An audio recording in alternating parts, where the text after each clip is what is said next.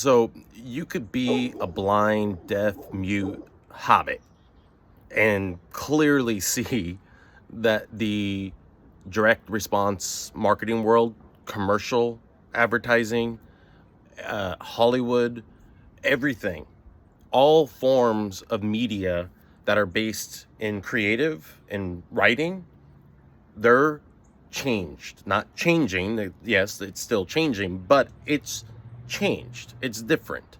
We are in a brand new wild, wild west. When I first started in this business, Google PPC was still pretty brand new. 2004, 5, 2005. And everybody was saying everything they wanted to make a sale. Marketing matured a little bit, and the extremely ugly sales pages, some of which still exist today, what is old can be new again, but the extremely ugly pages, they plummeted, they fatigued.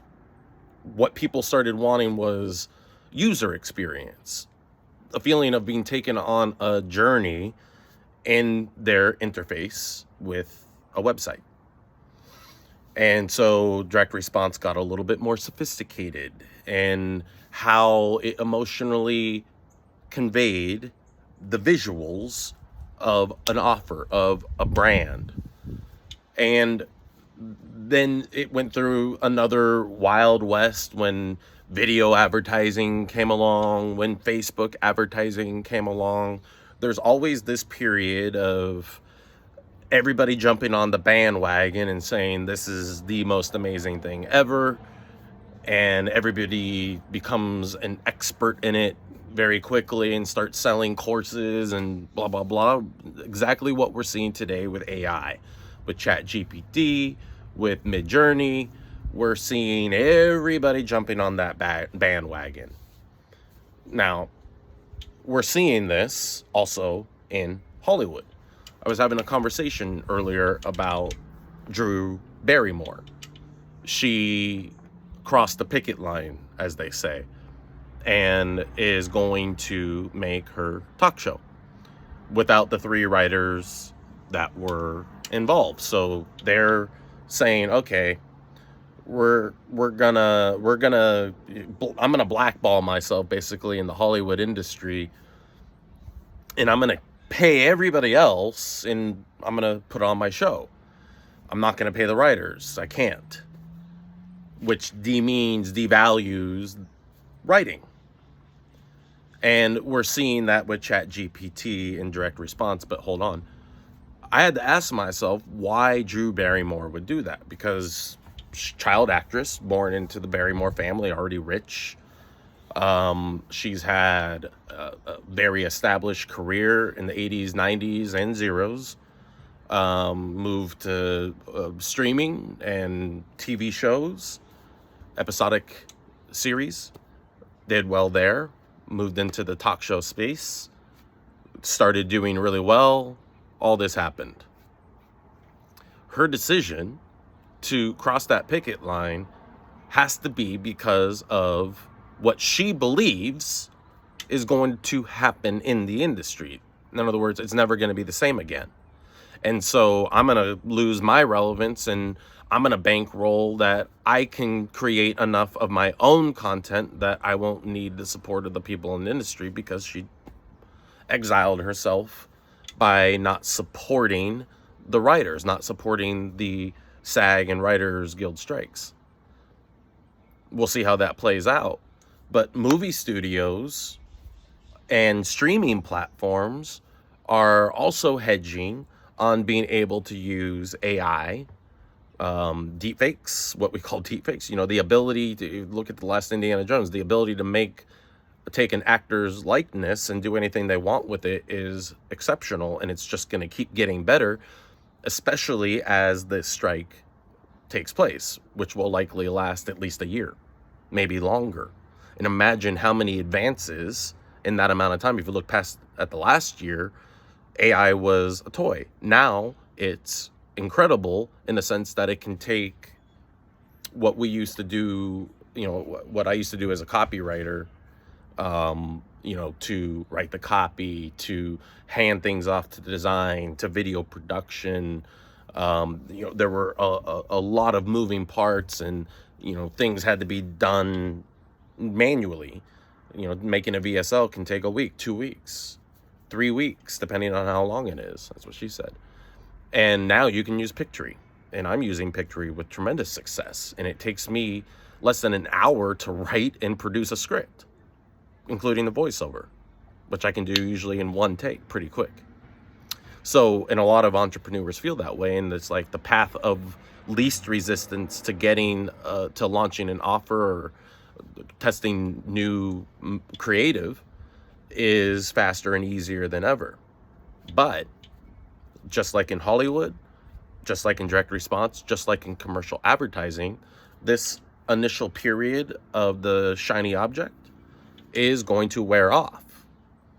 And we're going to see writers, real strategic CMO thinkers, once again rise to prominence in a bigger way, because we can use AI, and I do use AI for multiple things, including design and production, less so copy.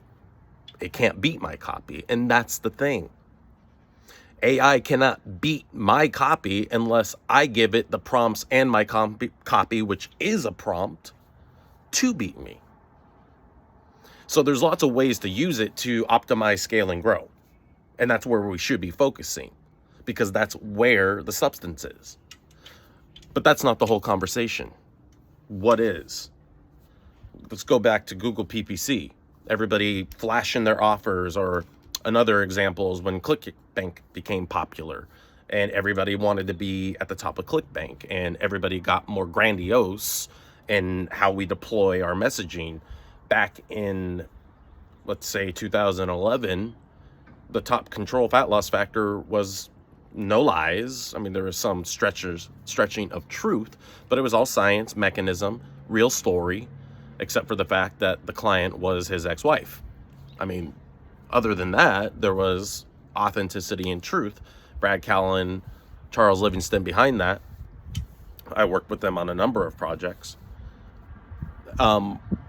What they were doing is genuinely trying to help people.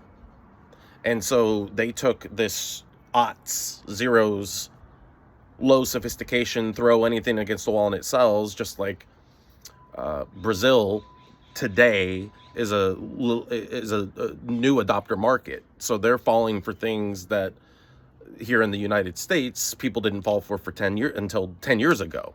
Even though 10 years ago copy can still work in certain markets if you do it in a certain way. But what's missing? The caring.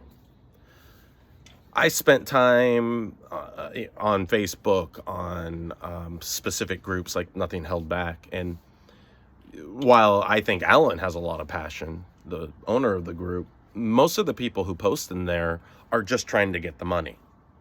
I see very little conversation about helping people and innovating on the offer side, which is what we used to have to do to be relevant, was having the best offer. Now you can cover things up with copy and design and now AI to pour perfume on a pig, to quote Roddy Piper and They Live. So the value proposition is not a focal point. Now, behind the scenes, it might be for some of the people who post, and they just don't talk about that because they just want to focus on getting the product out there. That's absolutely possible. And I have worked with some of the top names in self-development, manifestation, dating, relationships, finance, MMO, health, supplements, beauty, skincare. And I can tell you for an irrefutable fact that the majority of those people are focused more on numbers than their passion and desire to help the most people with the most innovative product. The fact that so many entrepreneurs use private white label or drop shipping, having no thought or innovation into the development of the product, completely omits an entire dimension from the advertising process, a very important one, the human to human one. And you can cover that up to a degree with scripting and lying and pretending, but authenticity feels very different. You know that, I know that, everybody knows that, than when we're lied to. When you're lied to, you know it to a degree. Whether it's, oh my God, this person's lying, or, this doesn't feel right. But somewhere you know. And we're going to run into more and more of that as AI is focused on to just pump shit out, as we sell products that we don't develop and create ourselves because we want to make the biggest impact in people's lives. That's not irrelevant. And that's not going anywhere. Because at the end of the day, the people buying all this stuff, everybody's in a hype about using this tool, that tool, this tool, that tool to get in front of them to make them depart with their money so that you get rich. They're going to realize I do need real help. And everything's going to reset back to that. And probably quickly. Part of being an advertising expert is being able to see ahead of the curve. I'm looking at the curve. I've seen this curve in multiple forms. And while this is an exceptional curve, it does not replace authenticity, genuine thinking, real human-to-human connection. And it is not as good as a copywriter like me unless I make it as good as me or as close as I can get it. So there's a lot of conversation going on. What's going on in advertising, in Hollywood, and TV, and streaming, and cable. All that's based on advertising, by the way. Cable TV, network TV exists for advertising. If advertisers don't pay, we don't have it. And guess what? Advertisers are paying less and less for the stuff, which is why we're seeing declining ratings in cable and network television. And we're seeing streaming networks get more power, which is why one of the reasons the SAG strike is happening, because they're on contracts that they pay virtually nothing for what they make a shit ton of money on. So things are changing, and they're going to wildly change quickly, continuously over these next few years, and it's not, quite frankly, never going to stop. But we're knowing what was just a few years ago and what's going to be in a few years. So we're right in the thick of it, right in the middle of it. This is a big deal.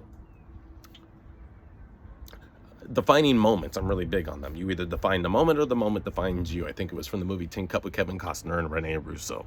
Check it out. It's very true. You can be defined by the moment and go with the shiny object mob, or you can define the moment by knowing how to utilize those tools to help the most people. And at the end of the day, the answer to that question is going to determine if you are going to exist beyond this wild, wild west of everybody having access to tools that gets them to launch, gets them to market, gets them to grow faster than ever before. And we realize, oh wait, we still do need substance and authenticity. Products that really work and that innovate a market so that everybody else has to catch up. That's how it used to be, and that's not an archetypal truth that's gonna go away. Acknowledge that now.